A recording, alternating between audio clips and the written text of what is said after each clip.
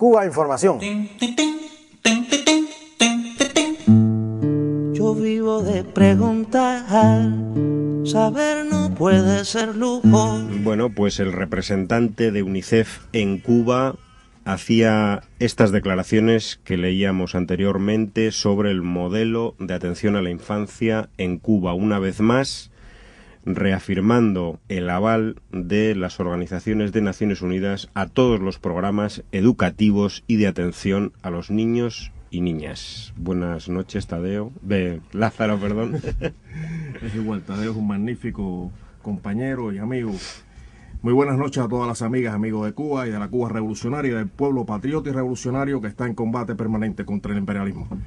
Pues esto es un estímulo extraordinario y un ejemplo de cuando un gobierno, una política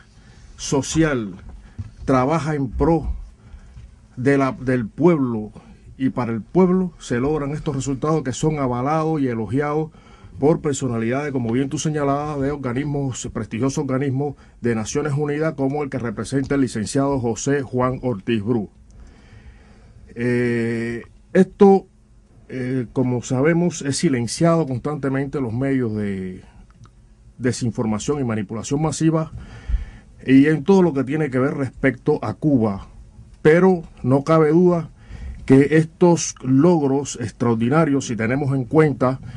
que un país del tercer mundo permanentemente agredido, sometido a un cruel y genocida bloqueo por parte de la potencia imperialista, como es Estados Unidos, pues marca un referente importante de cuánto se puede hacer en favor de la niñez, en este caso, con pocos recursos. Y eso lo destaca este representante de Naciones Unidas, del Fondo de las Naciones Unidas para la Infancia, UNICEF, cuando menciona que una de las cosas que le satisface el trabajar en Cuba,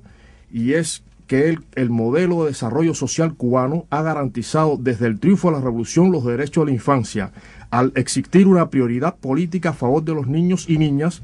Y otro aspecto que destaca, o la segunda razón, es porque no obstante las dificultades económicas que ha venido atravesando la isla, jamás se cerró una escuela ni un centro de salud. Esto hay que destacarlo. El imperialismo, de forma oportunista, pues introdujo un elemento más de presión, de recrudecimiento, de bloqueo genocida que le impone al país desde los primeros años de la revolución con la ley Torricelli en 1992, con la vana esperanza de hacer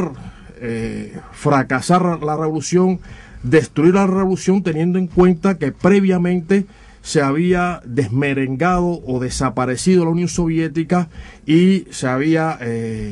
desaparecido también el llamado campo socialista. Oportunistamente introduce ese elemento y dentro de un periodo muy duro, muy difícil, conocido como periodo especial, que todavía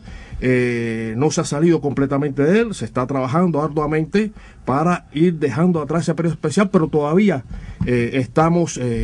la población, el pueblo cubano está sufriendo ese periodo especial y todo lo que atañe a la vida económica y social del país. Pues bien, aún en esas condiciones tan difíciles, tan duras, pues el pueblo cubano supo, y la dirección política del país y todas las instituciones supo garantizar y preservar esa,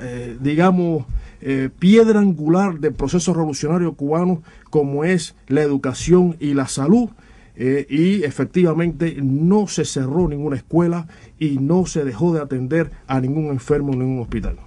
Bueno, pues esta persona, José Juan Ortiz Bru, el actual representante de UNICEF en Cuba, anteriormente fue asesor regional para derechos de pueblos indígenas y poblaciones afrodescendientes para América Latina y el Caribe, con sede en Panamá. Entre otras cosas, también ha comentado esta semana, en una interesante entrevista a la prensa cubana, que trabajar en nuestro medio le resultaba fácil hacerlo en Cuba porque indudablemente este país requiere de recursos, pero no de apoyo técnico. Es decir, existe un gran capital humano formado por la revolución en el campo de la educación, en el campo de la protección de la infancia. Y un dólar invertido aquí, en Cuba, tiene un rendimiento en la eficacia del desarrollo muy superior a los demás países en vías de desarrollo. No, y también otro aspecto que es muy significativo y que no se puede ocultar, cuando plantea que la primera visión de la realidad de la infancia en un país, pues basta con analizar la mortalidad infantil y la materna, y si a ello se le añaden los datos de escolarización, tendremos entonces una fotografía bastante precisa de cuál es la situación referido a Cuba, y contrastándola con lo que sucede hoy desgraciadamente, en los pueblos de América Latina. Aquí hay un dato que es muy ilustrativo, que se sigue trabajando para disminuirlo, pero no cabe duda que nos llena de orgullo y satisfacción a todos los cubanos cuando el índice de mortalidad infantil del menor de 5 años que tiene Cuba está en segundo lugar, únicamente por detrás de Canadá, únicamente con un índice de 6 por cada 1000 nacidos vivos. Y plantea que en otros países de la región los problemas radican en la falta de inmunización, la atención primaria de salud y de escolarización, además de otros males. Él plantea, bueno, hace un extracto de los graves problemas que tiene la infancia en América Latina, como en el tercer mundo, pero particularmente en América Latina, donde hay abandono, hay falta de escolarización, desnutrición, hay mortalidad infantil por esa causa, hay parasitismo, hay exclusión, hay mendicidad, todos estos dramas que existe hoy en América Latina, en países que tienen el estatus dado por el imperialismo occidente democrático, pues bueno, ninguno de esos dramas lo tiene Cuba.